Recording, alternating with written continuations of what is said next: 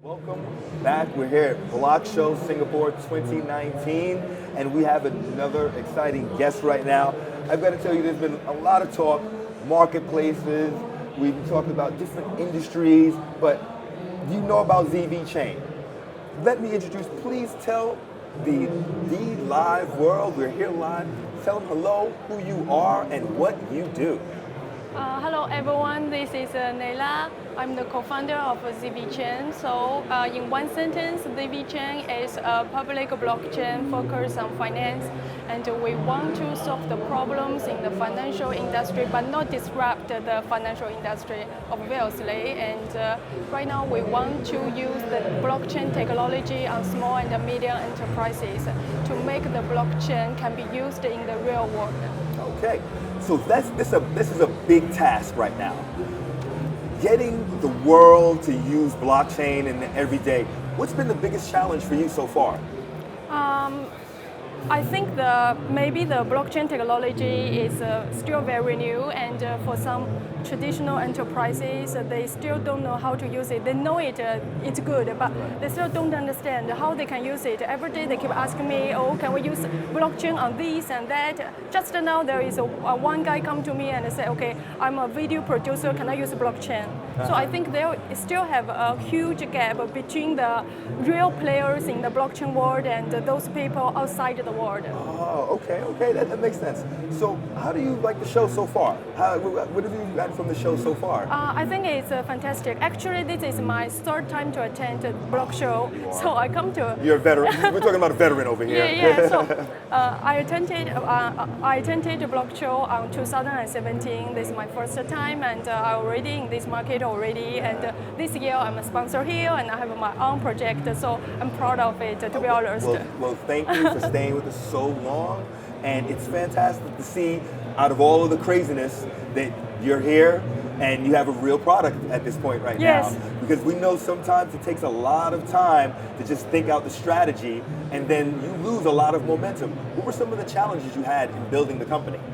Okay, I think, so at the beginning when I joined the blockchain industry, I run an incubator in Singapore. Actually, we are the biggest and earliest incubator in Singapore. We helped more than 300 projects. Yeah, but after I helped a lot of projects, and so they have some problems for them, and actually they just want to raise money and gone away. You know that, right? Yeah, exactly. And I don't want this thing to happen, and because of them, and a lot of people keep saying, okay, blockchain are scam. Right. They don't understand this market. They just say you are scam. Right. So I want to do something real to change people's bias on this industry. I want to them really know what blockchain can help people. Okay. So that's the purpose of me to set up a ZVChain. That's a fantastic reason. You really saw a true challenge happening and addressed it. So thank you for that to the community. So you state that the platform is highly scalable. How so? How did you build that out that way?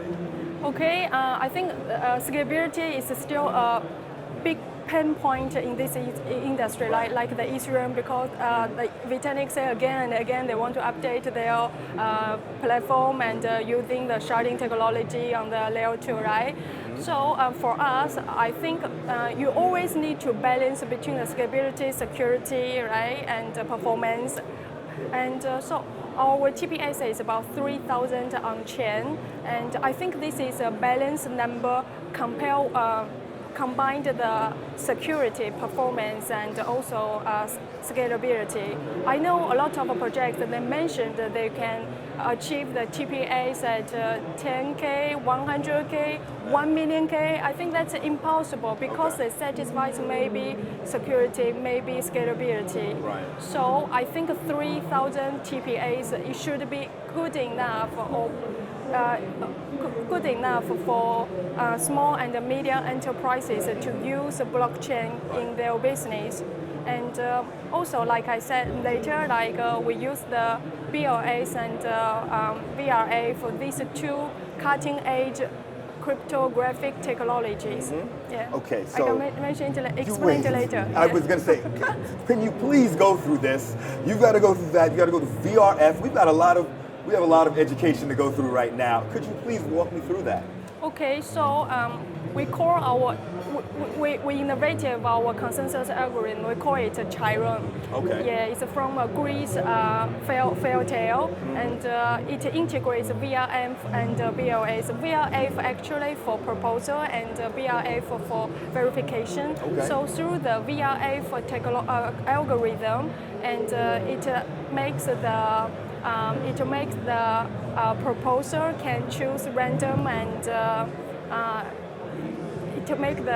to choose random and host test to make the effective security and invisibility to make it effectively prevent the malicious attack.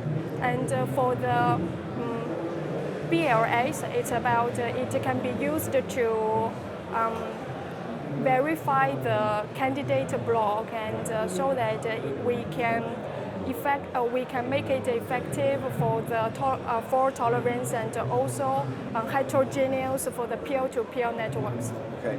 How long did it take you to develop out that architecture? Okay, so actually our tech team based in Hangzhou and the core team, they come from ANI. I'm not a technical guy, I'm sorry. Oh, and listen, after this conversation, you cannot tell me that you're not technical, okay. right? But we have an amazing tech team based in Hangzhou, and the core team all come from ANI and Alibaba, Okay, and they are working on this infrastructure more than 2 years. At the beginning, we want to do a general public blockchain like the Ethereum, but after that we thought we want to solve some real problems. If you do a public blockchain, it means everyone can use it.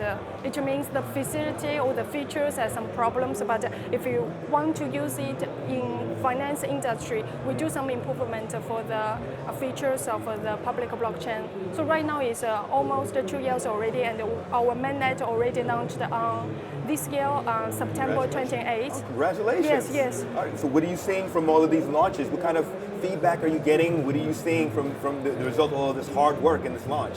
What kind of results do you see? Oh, so right now TPS is roughly about 3K TPS, and also we have more than 3,000 staking nodes in different countries, and so far so good, but we still want more and more people to join our network and know who we are and join this ecosystem. Okay, so do you hear this? It's a public blockchain. They want you to come in here and join the network. What type of industry should be most attracted to your offer, your services? Okay, so basically it's for finance, like I explained, it's public chain focus on finance. So, but we are different from the other financial, so-called financial public chain and also called financial DeFi applications. What's the difference? Yes, like them, they only provide lending, insurance, and such kind of services, and they mentioned they want to interrupt the traditional financial services, but we thought this is impossible at this moment. Because right now, like I just said in my presentation, right now, because of the nature of the blockchain, it's transparent, right? It means everyone can see the privacy or data or the transaction on chain. Everyone, the whole net can see what happened between different parties that are doing business. But this part, it's a business secret. And so definitely, we don't want to be seen by competitors or the whole net, right? So we created a dual account system. It means you have a basic account and anonymous account. Everything will be happened on the anonymous account, so it can can protect your privacy and protect your business data and secrets. And for the basic account, after you get the KYC, this is basically the identity on blockchain for different users. And it's just basically saying I'm here, and you can't find anything else about me. Yes, that's all. Yes, but we also can work with the governmental regulation. So it means if the government requires us to provide some bad evil in this anonymous account, if all our guardian nodes consensus approve it, and then we can use some inverse function, and so we can get the relationship between the basic account and the anonymous account. Then we can trace back the bad guy. Well, this is good auditing, and these type of initiatives, these build outs and the strategy are what the government is looking for. Yes. Right? They don't want to go inside. They just want to know that everything is being recorded properly so the citizens are not taken advantage of. Yeah, I want to say something more. Absolutely, okay? please. Because okay, I know our concept, our idea is not very exciting. I mean, some people they come to blockchain and they say, okay, I want to interrupt the world. I want to do something totally decentralized. I want to do something against the government, but this is not ZVChain. Okay. And I think it doesn't work in the world, to be honest. No offensive for them, but okay. But like I said, we want to work with the government. We want to work with the regulation. Right. We want to use blockchain in the real world. This is our purpose. Yeah, and in the real really world, mean you it. have to deal with the government. In the Yes. real world, you have to deal with regulation. Yes. You have to pay your taxes. You have we'll to. talk about that. You You should. have to. You should. You should. And so you can't create a new world and forget about all the other players in the Yeah. world. You just can't. You have to include them, and maybe not so in depth, right? And that's the allure, that's the attraction right now, is having that anonymity. But we can't have you walking around in all black and covered up head to We toe, cannot, yeah. walking around in public places. And that's what the analogy is here. And I'm glad you guys are approaching it. Yes. So you've learned a lot. A whole lot. Working with teams, working with clients. Over the past few years, is there anything that you've learned that you would love to just give a little advice to the rest of the audience out there in Cointelegraph, BlockShow, and DLive? Okay. It could be personal advice, professional advice. Okay. Brush your teeth twice a day. To be honest, I think if you're just an investor who wants to invest in different coins, even including ZV coin, I think it's a high risk. Yes, maybe you can get a very high investment return, but it's still very risky. And I don't advise that those people will sell their property and all in blockchain, all in cryptos. I think it's crazy, to be honest. And I just hope people can live well and put some small money on it and learn. Okay. And after all, it's like an education fee and to invest in the crypto world. And yes, and the other thing is, from my perspective, if we really want to use blockchain in the real world, like we already know this year, a lot of big issues happen, like the Facebook announced the Libra and the JP Morgan issued their own stablecoin, and also China announced they will issue the digital RMB, right? Those are huge things in this market, to be honest. And we, like I say again, we believe we have to work with the government. I think a stable coin will be a trend. Okay. It means you can use this stable coin. It's not for some manipulate the market. It's not very volatile, but you can use blockchain in the real business and the real industries and to enhance their performance and to create the value for this society. I was going to say, you can create opportunities, you can invest, and that's where folks are looking towards. So thank you so much for taking the time to sit down with us. How can they reach out to you, or how can they learn more about the project? What online platform should they use to reach out for the project? Okay, so you can go to the www.zvchain.io. Thank you. All right. Thank you so much. Have a fantastic. Thank you so much. Thank you.